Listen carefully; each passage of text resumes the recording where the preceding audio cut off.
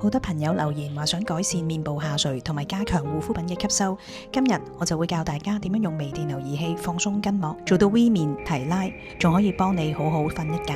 準備好未？我哋開始啦！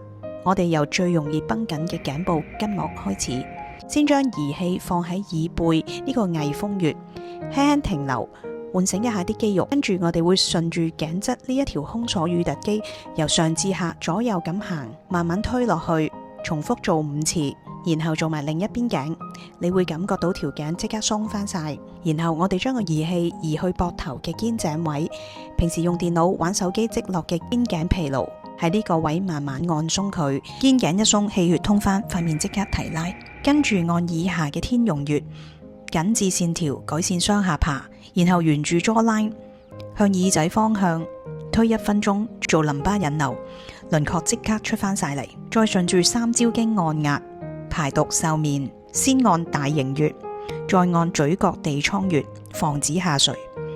要處理虎紋，就要將儀器由法令紋向上，向顴骨位提升，對抗地心吸力。之後按太陽穴，柔化面部嘅線條，拉提蘋果肌，踢走倦容。再按風池穴，促進血液循環同疏通淋巴，去水腫，收緊下巴，連色斑暗瘡都有改善。